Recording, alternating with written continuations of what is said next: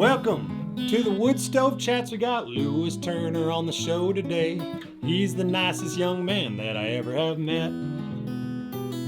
You can go to lewisturnermusic.com to learn all about him. This dude's the bomb. Well, you can book him for a house show at your home and you won't regret it.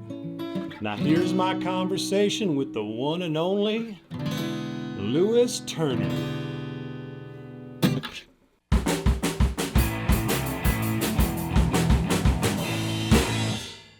Lewis Turner, very good to meet you, sir. Thanks for having me. Good to meet you too. I've heard good things. You come highly recommended by Will Reitman. Is that how you say his last name? Reitman? I think it's Rudiman. Rudiman. Yeah. Yeah, I can never figure that out. Will Rudiman. Rudiman. That's what we're gonna go with for now. From the Mishawaka. Indeed. Yep, he's the dude. He's like, you got to get Lewis on. So here we are, man. He's my biggest advocate. I need to start putting him on payroll, I think. There you go. Yeah. He's like your band dad. A little bit. I tried to lure him away with like an upstart music career, being like, I'm gonna need a manager at some point, but I don't have any.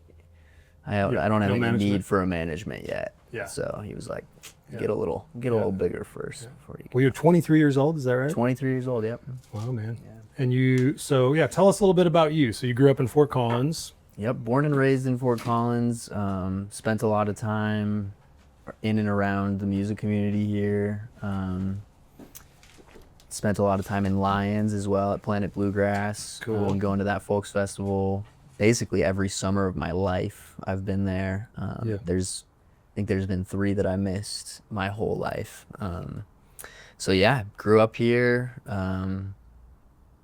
Went to Pooter High School for a couple of years, and then transitioned over to this school called Compass, which is like an experiential learning school for kids that don't learn very well in classrooms, which is kind of how I went. And yeah, music has been a huge pull for me since a very young age.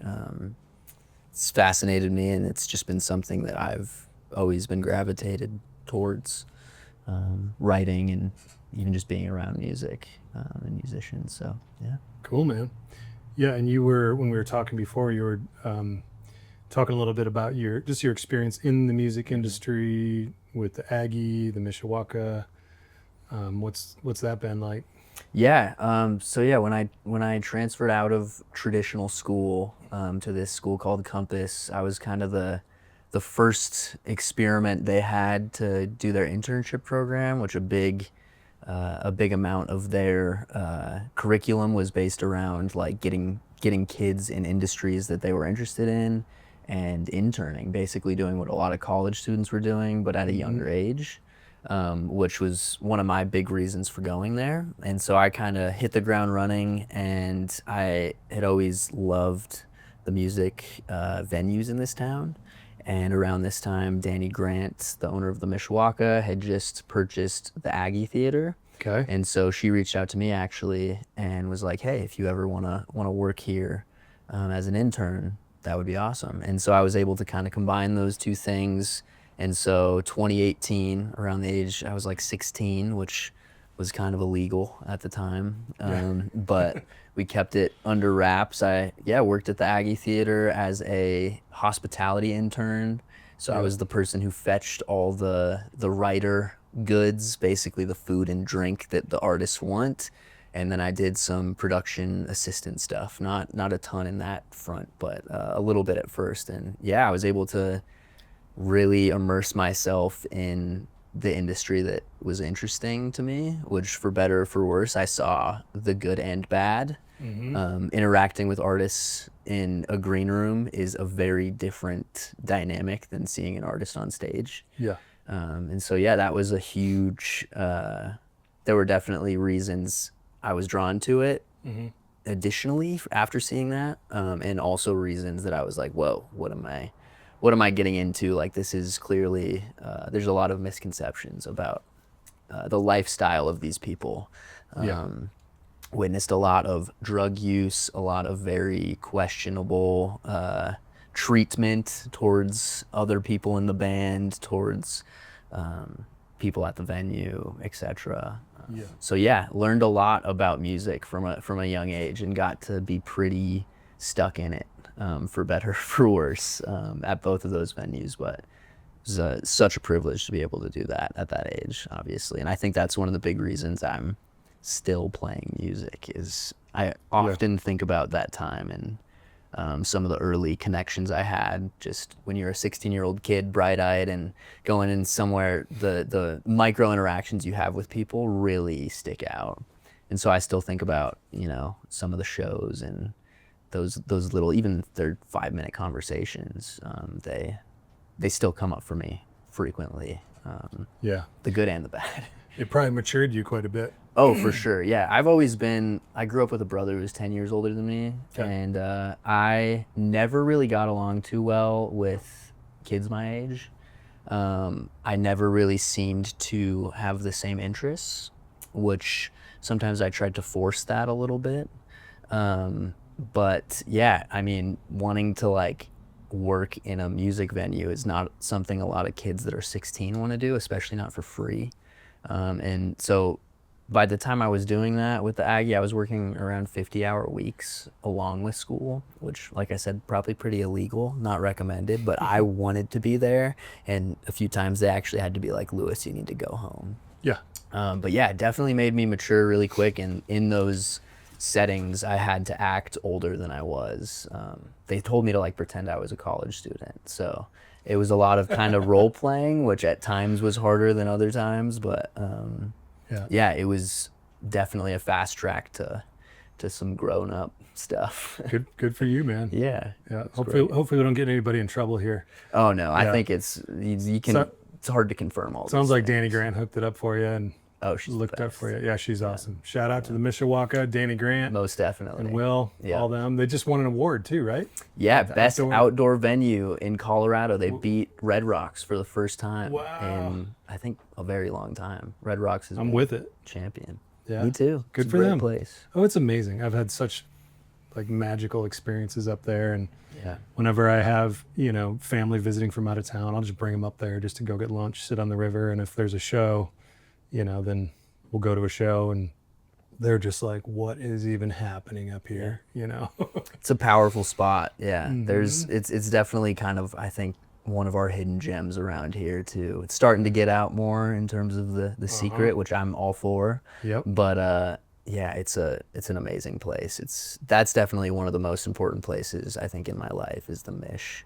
For sure. I got to play the Mish last summer, which was huge. It was the first time I've ever played on the big stage. Cool. There, but yeah, that was a biggie for me. I bet. Was playing up there, and I bet. It's powerful, man. It's a powerful place. Yeah, they're kind of a shining example of how venues should do it in regards to that balance between how they treat artists. Absolutely. The production and balancing that all with like the fan experience. Even just coming in there, it's like I've been to so many venues where security's just too serious. They're too much like cops, and they're, like up there, they run a tight ship. They have good security, and they make sure everything's safe.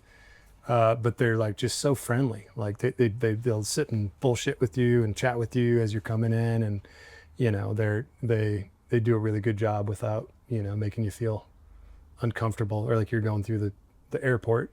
Absolutely. Yeah. I think it's just hard to be angry when you're up there too. Yeah, Such that's a true. good spot. Like I've worked basically every position up at the Mish now. Like I've worked as a server, worked as a host, I've worked venue staff and production staff there, and yeah, everyone's just so stoked to be there, which is awesome. Most of the time, obviously. Some days and nights are harder than others, but yeah, there's just energy up there that I think is powerful. It's hard to come by. Yeah, I think a lot of venues can really learn from their, I guess you'd call it a model. Yeah, and just their the culture that they nurture up there, and just how they do it. It's perfect. Yeah, agreed. Yeah. And I've been really focusing the last 10 years and especially the last couple of years on the house shows thing. Yeah. The house shows direct platform I'm building, and then tying in doing the podcast and the channel and stuff, and really wanted to kind of teach people and encourage people to have more house shows, alongside connecting with and promoting venues like the Mishawaka, to just really do it the right way, you know, because it can go bad pretty fast, and so many artists get exploited. And, you know, my mission really, at the end of the day, like in a nutshell, is to help artists book more gigs, more listening spaces, make more money, and just, you know, I don't know, have a better experience, like overall. Yeah. And, you know, that's where, you know, people can, I mean, I actually this morning, I was doing some math. I got to grab my notes here. I was like, all right, what if I could, over the next couple of years, get 1,000 people to start hosting house shows, even if it's in their living room. Yeah. You know, with 30 people, 30 friends, or in their backyard, even if it's acoustic, whatever, you know, not a big production. I'm like, all right, 1,000 hosts, because there's over 300 million people in the United States. There's over 100 million houses. If each of those 1,000 hosts did 5 shows per year, that's 5,000 shows. It's not totally unreasonable. 30 people, $20 cash donation. So that's $600 for each artist for the show, cash. That would if there was 500 artists that could do that, let's say that was a network, you know, 500 artists, they would each make an extra $6,000 per year. And then there's the knock-on effects of that, of like, you know, just the experience they have. They might, and sometimes they end up with a place to stay. Absolutely. Take a shower, do some laundry, get a little peace and quiet, meet some new fans, new listenership. Not everybody wants to, you know, if there's somebody in a wheelchair or a younger kid or an older person, you know, it's like neighbors, community come together. You know, a chunk of those people aren't necessarily going to go out to a venue at 11 o'clock at night. It's true. You know, so it builds the listenership. And it really, you know, I don't know. I think if more artists can have those house shows between traditional venues, you know, not instead of the venues, but in between the venues, then it creates more touring artists that are better taken care of. They're working on their craft. And then that brings more artists through more towns that have these venues, and it just makes the music scene better. Yeah. You know, it can really all work together in a really cool way. And that's really my mission with this whole thing. No, it's amazing. I think music is one of the most human things on earth. And it's interesting because I think as I've experienced more venue shows and gone to more shows, and like, you know, we're so lucky here in Colorado where we have so many amazing venues. But even the experience of going to a show is a lot. Like, it's not a very human experience. Sometimes you're packed in there with a bunch of people. Like you're saying, you're getting yelled at by security, or, you know, sometimes in a really uncomfortable, like it's too hot, I have nowhere to put my jacket. You know, I paid $200 to be here or something, which I don't think should ever be the case to anyone. So absolutely, I think bringing the human back to music is the huge thing. I think so many people crave the personal connection with musicians. Like, I think folk music especially is, like, that's so much of why I create music is, you know, I was 16 when I started actually like playing in front of people. And it was actually one of the first shows I ever played. It was just at a brewery here in town, but this older man came up to me, and one of the songs that I played, he came up to me and there were like still tears in his eyes, and he was like, that song, like my wife would have loved that song, and she passed away last year. And like, you reminded me so much of my wife. And I was like 17. I was like, what is going on? Like, what?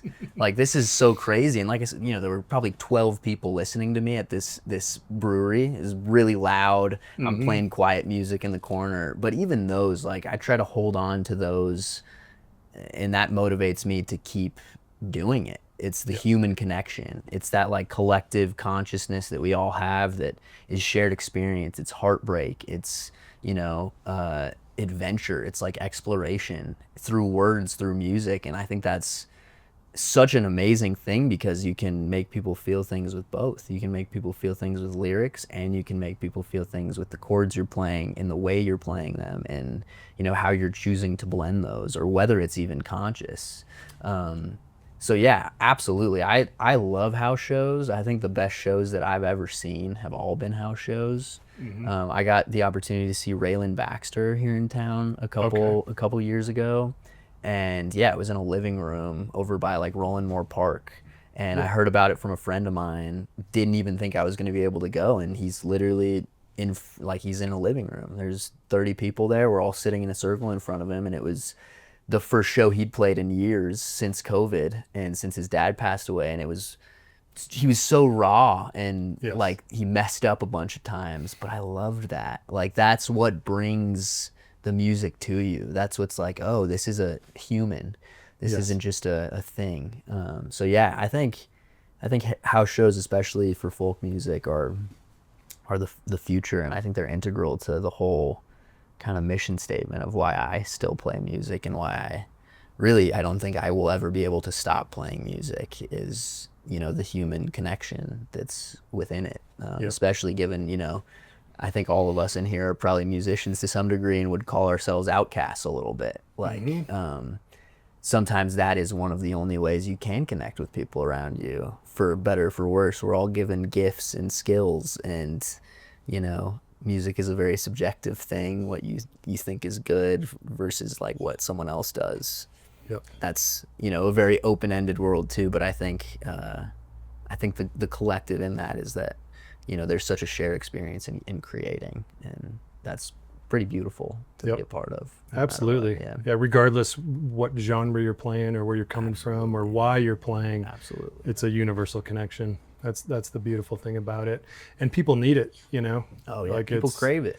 Yeah, I mean, some people just, you know, go day to day doing the grind, and they don't have a lot of opportunities to feel stuff. Yeah. Feel what they're feeling. And maybe they were raised in a way where they weren't taught to, like, let their feelings out, you know, and they bury this stuff. Absolutely. And music, you know, you play an A minor chord and boom, it already starts to open up. And then you say a couple things about, you know, the meaning behind the song, and then the lyrics come, and pretty soon something that's been buried inside of them is coming out, that needs to come out. Yeah. You know, it's either depression or expression, right? You know, and that's, I think that's one of the most important things. The most important thing about music is it gives us a chance to let those things out that, honestly, like if they're down in there too long, turn to depression, anxiety, cancer.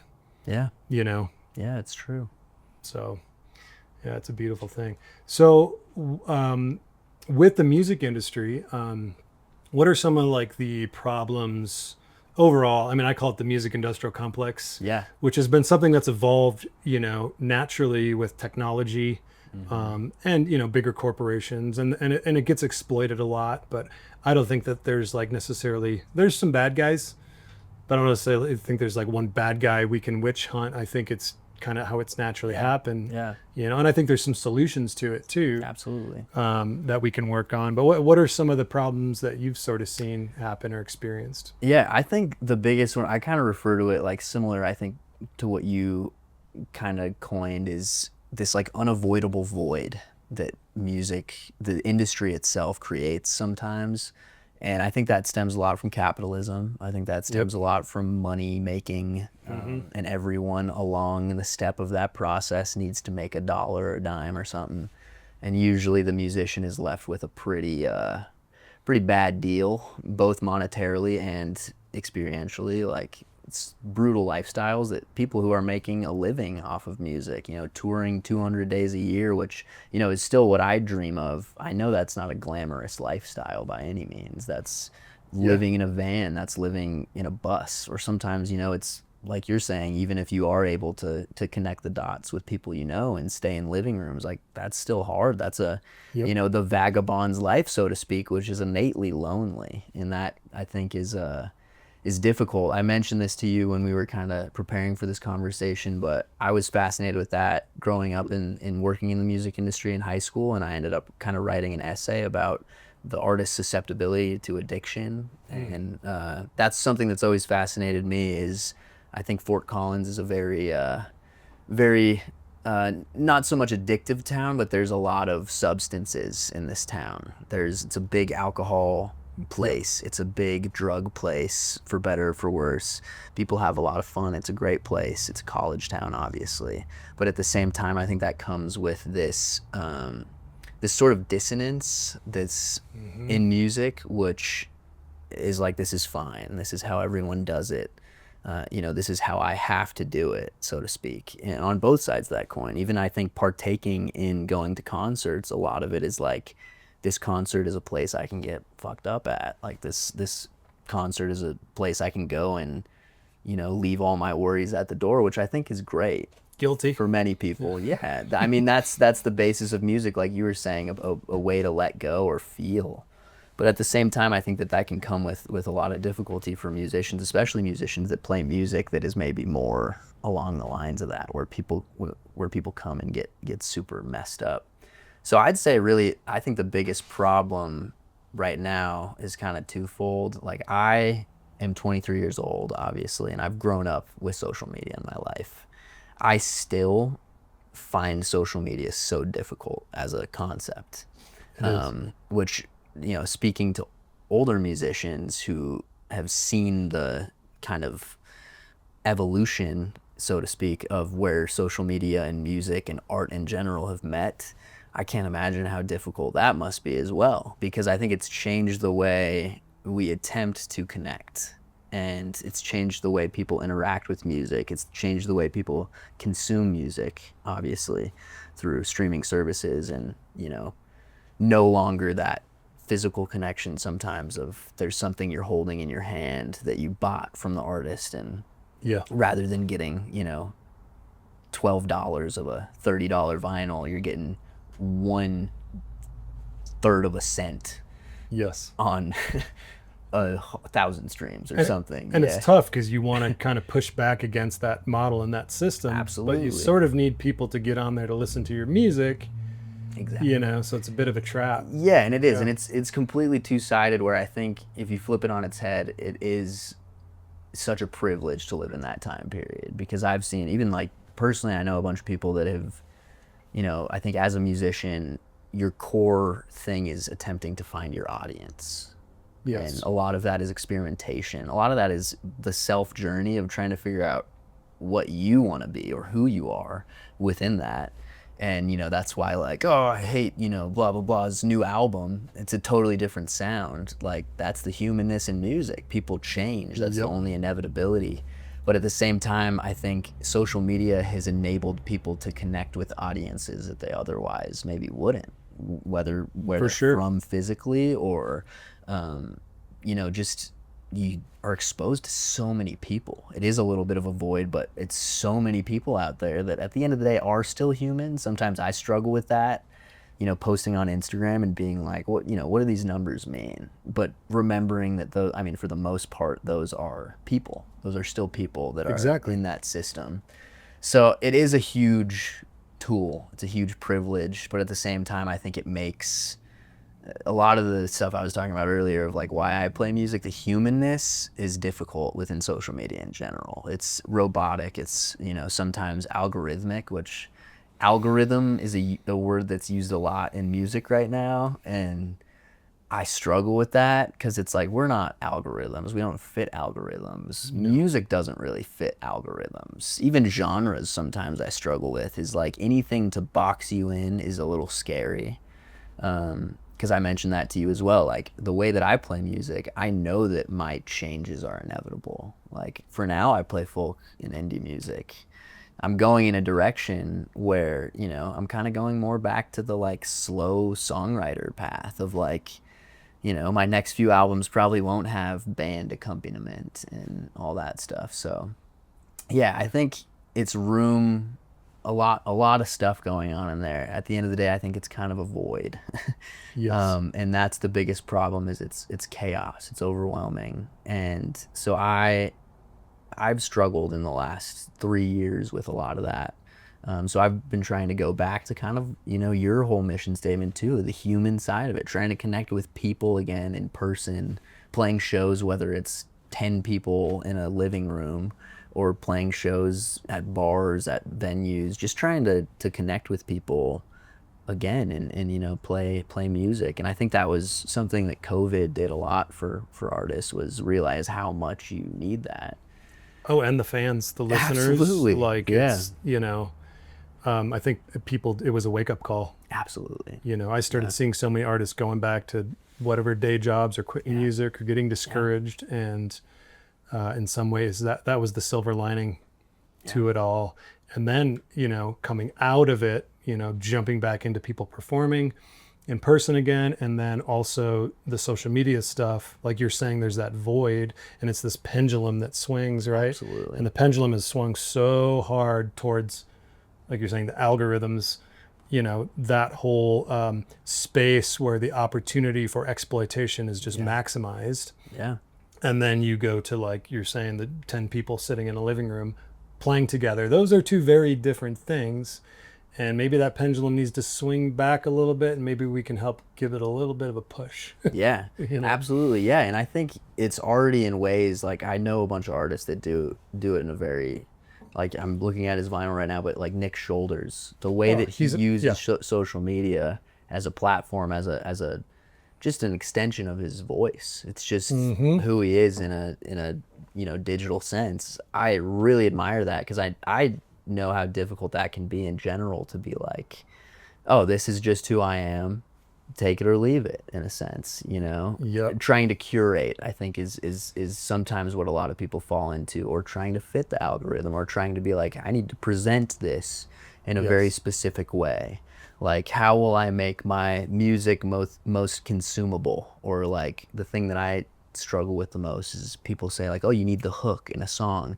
People need to listen to the first 2 seconds of your video on Instagram or TikTok, and they need to be drawn in. And I'm like, 2 seconds, you know? Then you're focused on that instead of Yeah. what you're actually trying to do with it. Or a full song, you know. Some songs you listen to them for 2 minutes and something doesn't pull you in until the 2-minute and 30-second mark, you know. Like, that's just not the way that I consume it. So, which I respect that that's the way it's going, but yeah, it's twofold for sure. It's such a tool. I think more people are creating now than ever before, like in general, like GarageBand and you know, digital music is pretty astonishing to me, just how you can basically make a whole band sound on a laptop. That's pretty cool, pretty rad. But at the same time, like, it's a scary place to be if you're just strumming a guitar and singing nonsense. Yeah.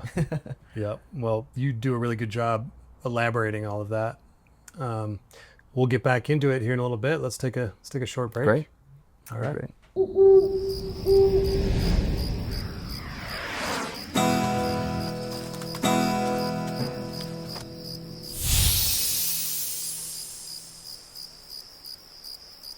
So, who is your financial advisor?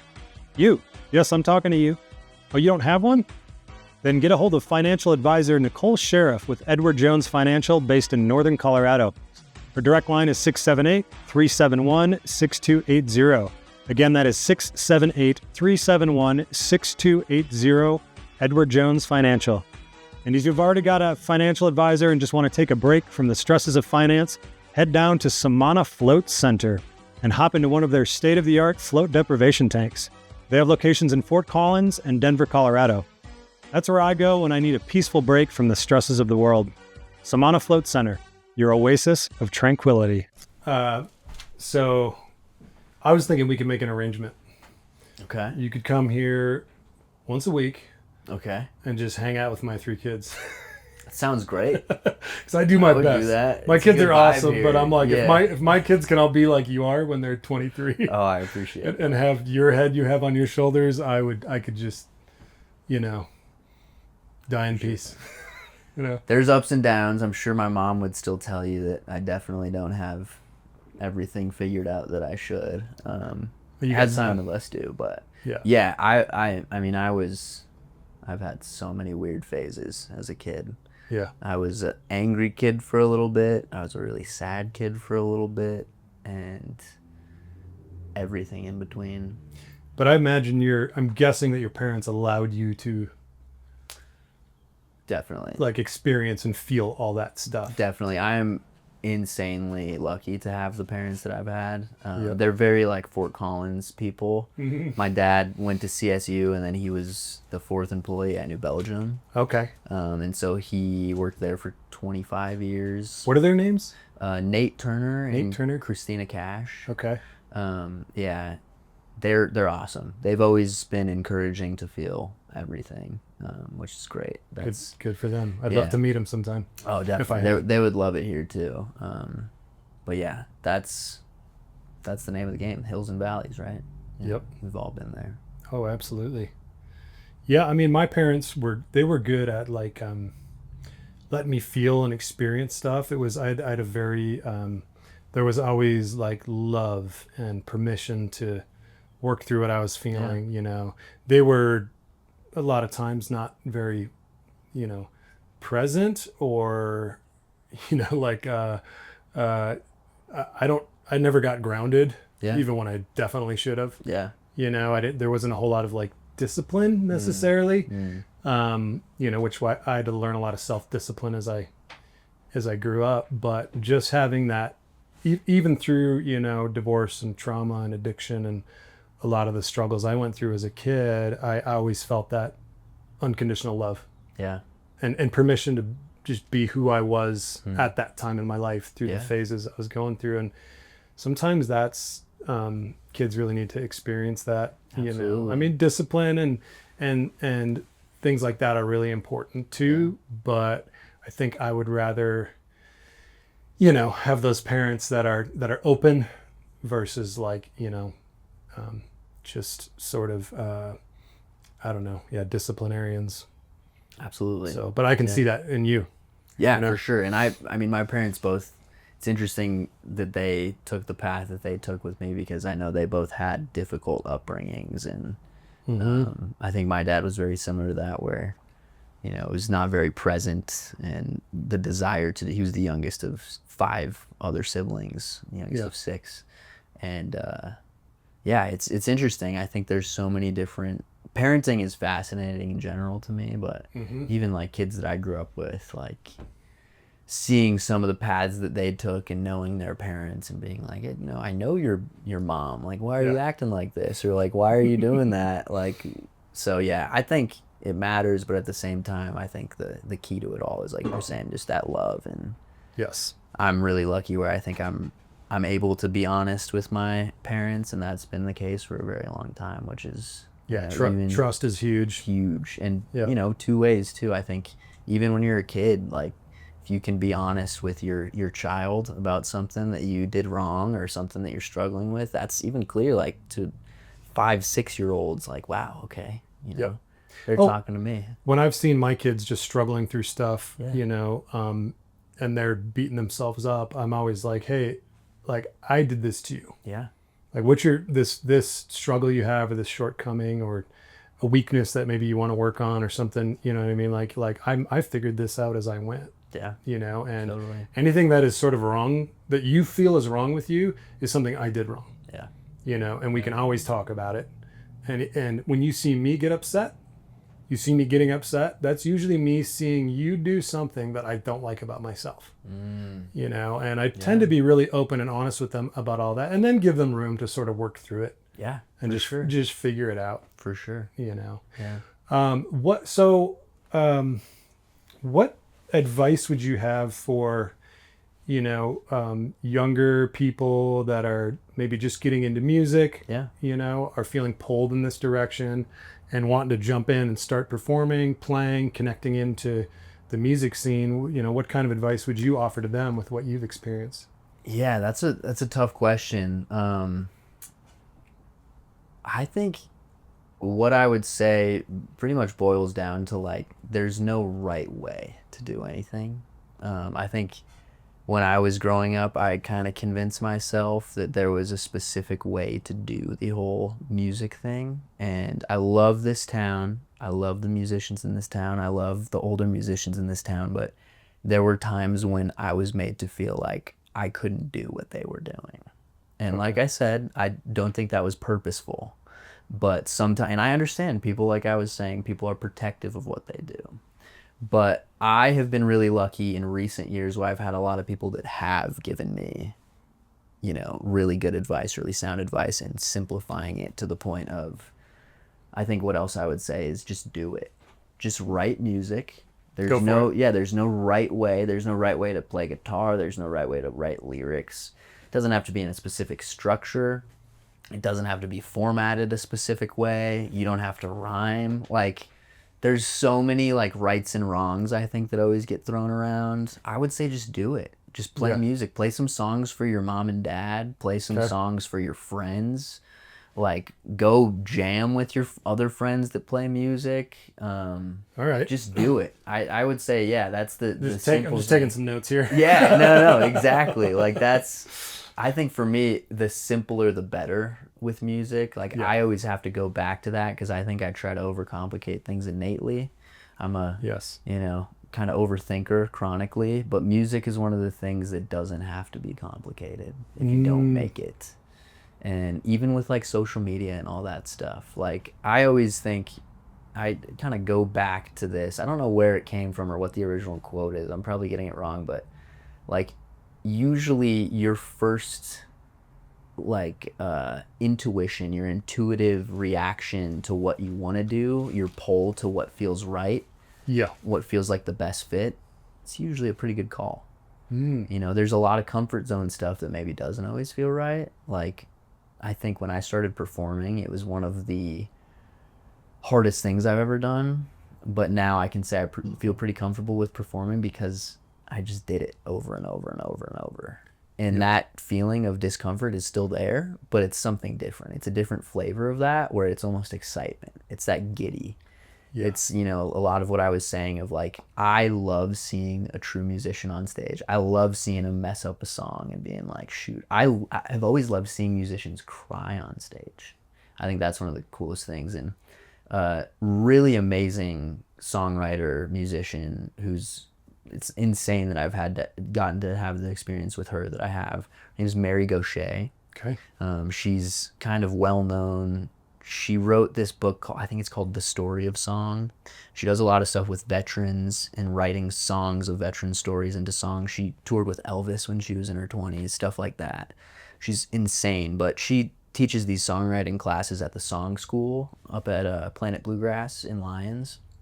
And anyone that I always encourage this to any like teenager that's a songwriter, go to Song School. Like, go to that, especially around here, go to that experience. It's like a camp. They have a bunch of different workshops and classes, but it's songwriters of every age and every level. There's touring songwriters that go there that are like, are doing the thing. And there's songwriters in their 60s that have always just done it for fun. And they love music and they love writing music, but that's the extent. They do something else. So I got to be in one of her workshops, and she would always say this thing that would really get to me. She would like have people come up and make people perform, and she would always just be like, feel something. Just like, let yourself feel something on stage. Like, you performed that song great, but you didn't mess up. You didn't speed up. You didn't like choke on your word. Like, I want to see the realness in that. And that was, to me, I was like, what?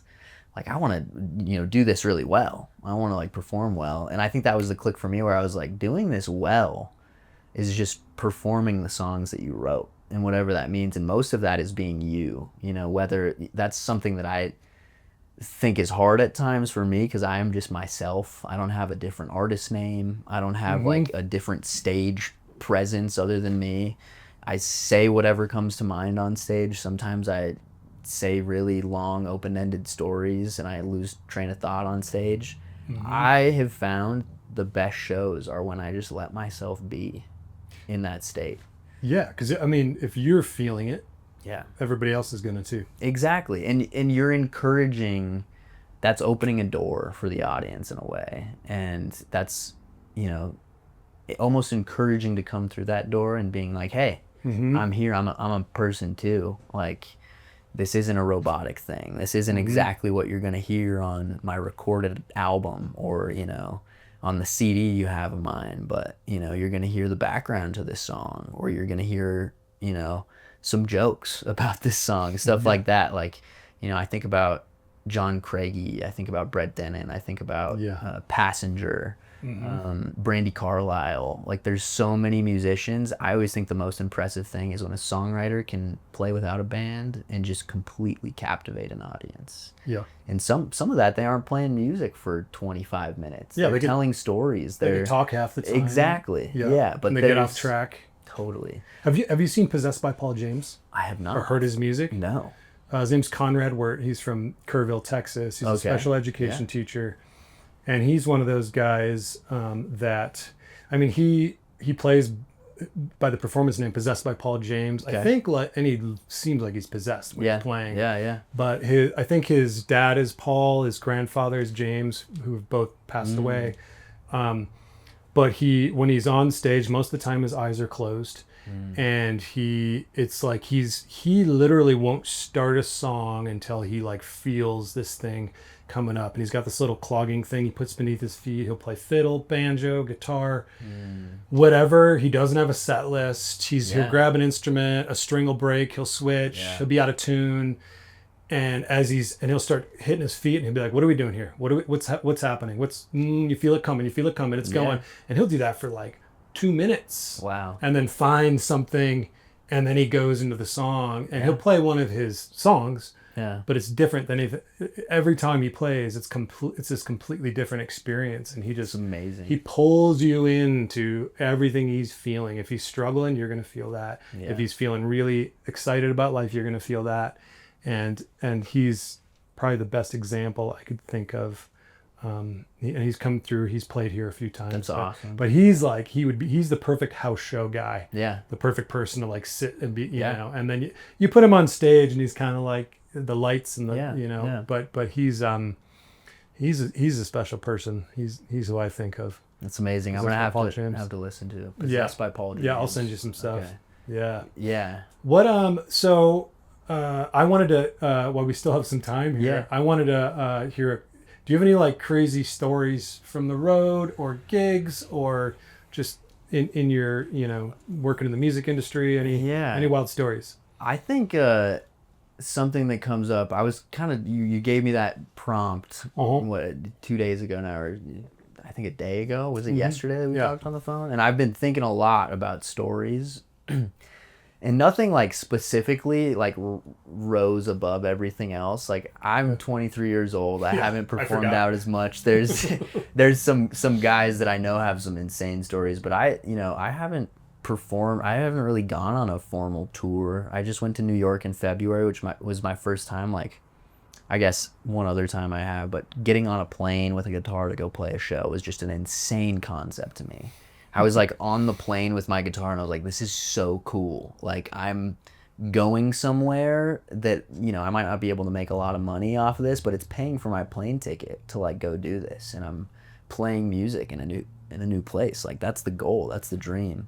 But the big one that came up to me is the whole, so I went to Europe for like 6 months in 2023 and traveled around with a little Martin travel guitar. I just had like a rail pass for those 6 months, and I was doing work exchange. So I was basically working on farms, spent a lot of time working on sailboats too, doing like some restoration in the Netherlands of a sailboat. And I brought my guitar because I was like, you know, I think this is the perfect opportunity to do some soul searching and figure out like, okay, what is this going to be for me? You know, what is this going to kind of lead to? And I think I wrote 47 songs while I was there. A lot of them will never see the light of day again. And I think that's part of like the kind of, it's almost like a meditation songwriting for me at times. I think I don't filter it at all. I don't use for better or for worse. Like I said, I've gotten mixed reviews from some older musicians of like, oh, where's the chorus? Where's the bridge? Like,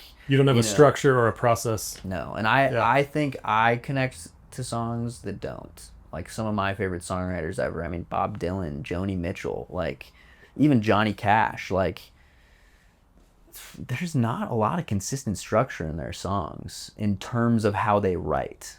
And there's not, when you try to put that side by side of like what they're teaching at Berkeley or wherever, of like, you know, you have the pre-chorus, the chorus, the bridge, like all these different structures, and you know there might be some sort of logic in where you put each or something like that.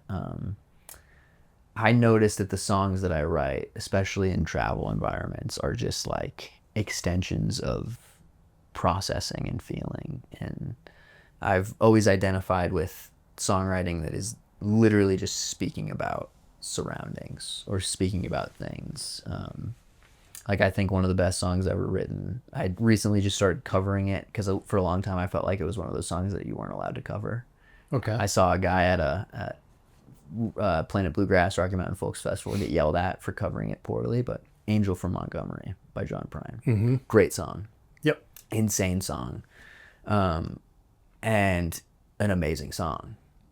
So simple. Chris plays it. Yeah. Great job. Yeah. It's one of those songs though. Like I'm sure you know too. Like Emily Basseri. People are crazy about that song though, because I genuinely can still picture this guy's face. Guy on stage, solo singer-songwriter, plays Angel from Montgomery. Yeah. This guy stands up and starts booing him.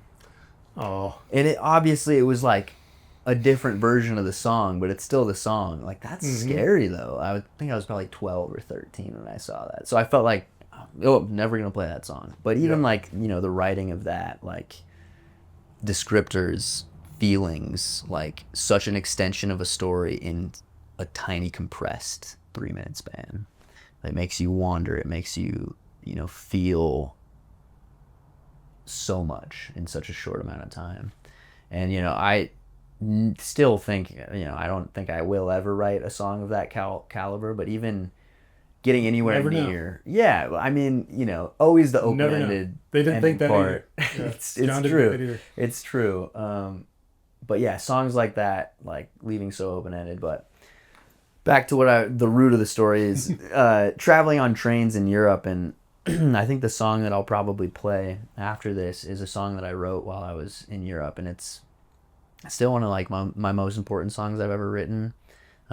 It's the story that I always kind of tell at shows because it's one of the only songs that I've written where it's like, oh, this moment birthed that song. Usually it's like, oh yeah, it was this whole experience with this person, this heartbreak or something like that. It's never like this specific moment. But I was on this train in Austria, and it was like this really long stretch of train travel that I was on, where you're kind of just like, occasionally I would get out my guitar and play, but I get kind of shy in public places to do that. So most of the time I was just like, I had a notebook open and I was kind of just jotting like my version of journaling, mostly just nonsense. And then I would like watch some movies, read a book, blah, blah, blah. And I remember this one time, one stop, it's like the station in the middle of Austria somewhere.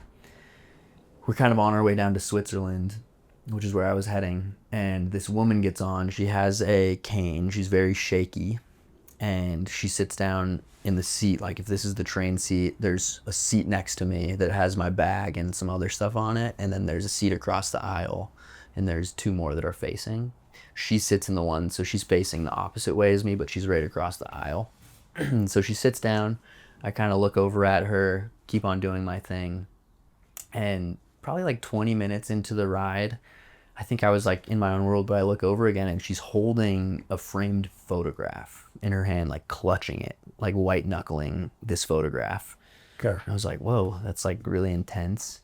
And I look over at her again and she like took her glasses off and she's just crying so much to where the tears are dripping on this photograph.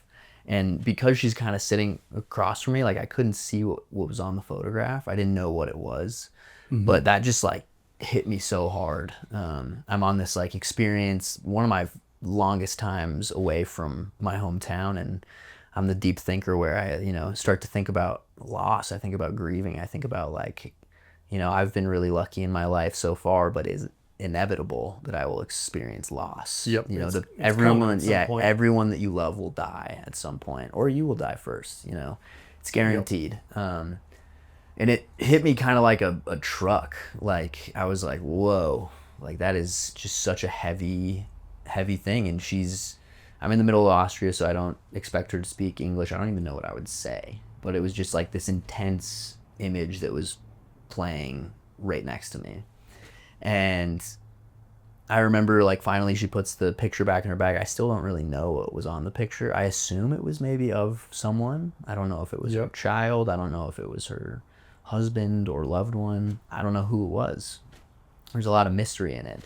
But a couple stops later, it was maybe another 30 minutes after that, so like an hour in total, she gets up, she grabs her stuff, and she gets off the train. And for the rest of that train ride, it was probably like 2 hours, I was just like kind of in my own world thinking about like, oh, what would I do if this person died? Like, what would I do if this person died? What would I do if this person died? And I ended up just like crying and getting super anxious. And I was like, I'm, still going to be here for another 2 months. What if when I get back, someone I love is dying? What if this is like a precipice to like, someone you love is about to die? So I started freaking out. Kind of omen. Exactly. Yeah. And then finally I got to where I was going, and it was my favorite place that I went that whole trip. It was in the Jura region of Switzerland, so kind of the hilly region of Switzerland, not the Alps extreme region of Switzerland. But I was staying with this old woman there named Sybil, and she was going through early stages of dementia and didn't really know that, and I didn't know that going there either. Her daughter had set up my work exchange there, and then she had to like leave town and go to one of the big towns nearby. But it was an old train station that she had converted into a farmhouse. She had 5 horses and a garden, and all that I was supposed to do was when I was there was take care of these horses in the garden. And so planted a couple seeds, did some yard work, but mostly took care of these horses. And while I was staying there, I ended up writing the song Might Still, which is on my new record that's coming out. And we decided to track the song completely to tape. And it's just me in a trailer that my parents have up at their property in Masonville. And it is essentially the story that I built in my mind from that old woman. Oh, and cool. Yeah, it's, I think, the most imagery heavy song I've ever written. And a lot of people have been very touched by it because it's a sad song. I'm really good at writing sad songs, which I've embraced more recently. But it's hard when you're bantering at a show to be like, oh, that was a doozy. Ready for the next one? It's also a doozy. But yeah, that song's Might Still, and that's the story that kind of rose above all the other ones. I wonder how close it is to her story. Like you'll never know. I'll never know. It's a mystery. What's so cool is you experiencing that with her in that moment creates this song that tells a story that you don't know how close it is to her story, but it still like honors whatever her story was. Yeah.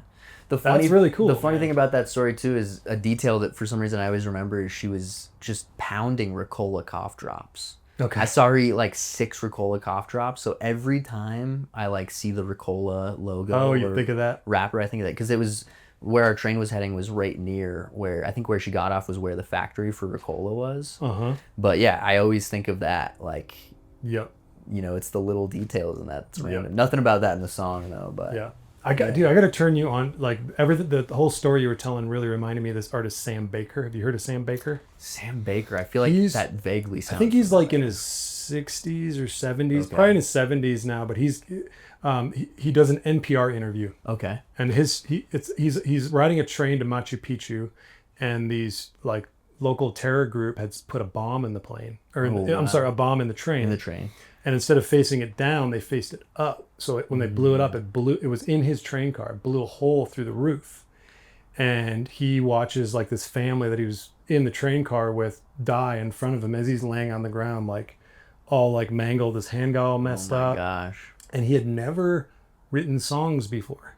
Wow. And when he's in Peru and he's getting all these blood transfusions, and they're trying to keep him alive. He said like these angels showed up and started talking to him, and all these songs started coming to him. But then when he finally healed and he has all these songs, he can hear and feel them, but he can't hear. He's basically deaf.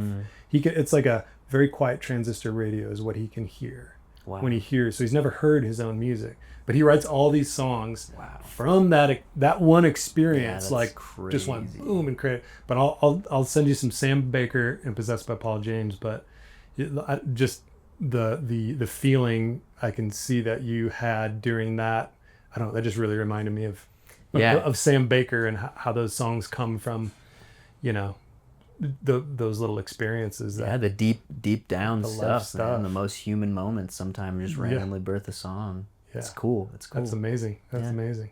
Well, hey, before we wrap up, can you tell us a little bit about how people can follow you, support you? Tell me about your new album real quick, just so people know about that. Yeah, so my album Second, it's titled Second. It's my second album. It's titled Second, which was kind of a play with the word second as well as seconds, time. Okay. A lot of the theme of that is time. It's going to be coming out in May 22nd. But it might already be out. Yep, might already be out by the time this comes out. But Yep. it'll be, the first 3 singles will come out next week as well. So cool. I think either way there'll be some you can listen to. And then I'm going on the road briefly, a little Colorado, Southern Colorado, Western Slope, Utah, and then Cheyenne. Awesome. In May, which, like I said, might be around here. Yep. And then I play around pretty frequently around northern Colorado. And yeah, you can find me at lewisturnermusic.com, Lewis Cash Turner on all other social medias. Spotify, Tidal, anywhere you listen to music. But yeah, I just did a first press. I should have brought you guys a vinyl. I'm bummed that I didn't, but I got my vinyl yesterday. When you come back to hang out with my kids, you guys guys will have me. Yeah. and teach them how to be a proper young man, then bring me an album. It's like wizarding school. School. Yeah, the deep feeling. Well, you want to share a song with us? I would love to. All right. Awesome. Thanks for doing this, Lewis. Thank you. Appreciate you, man. Cheers, man.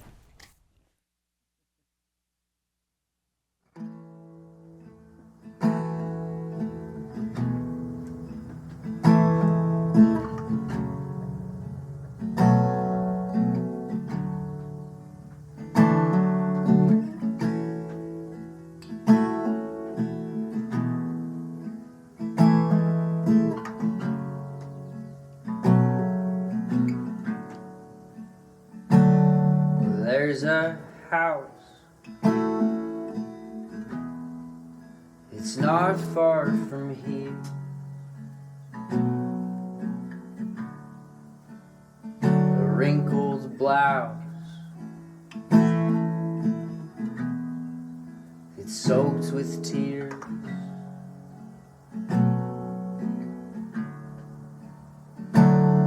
And the gutters are falling, they aren't catching rain. And no one's been calling, these years aren't the same.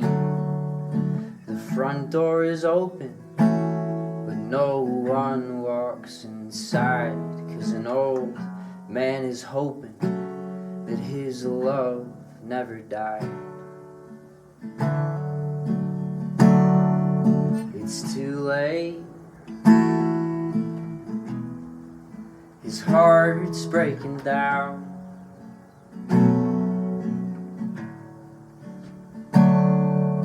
If we wait, honey, we'll never leave this town.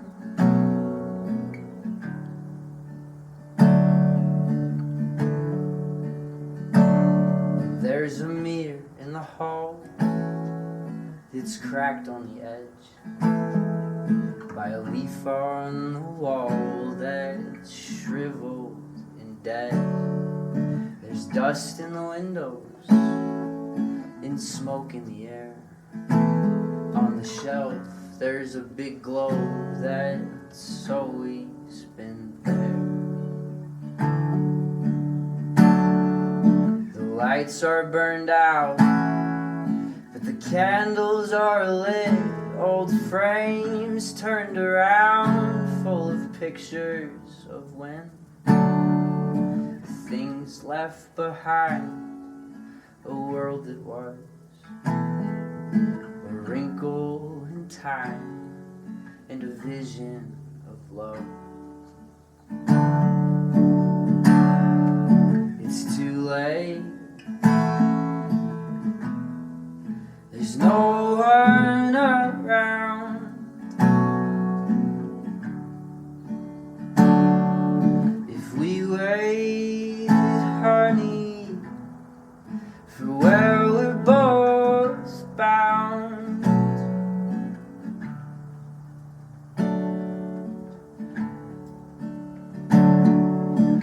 further inside, down those crooked steps, there's boxes of maps and lists that are left yet to be filled, stories left to write, and a note on the table that says I found the light. Oh, dreams I've found.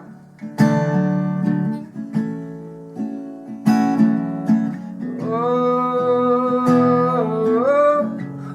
might still come around.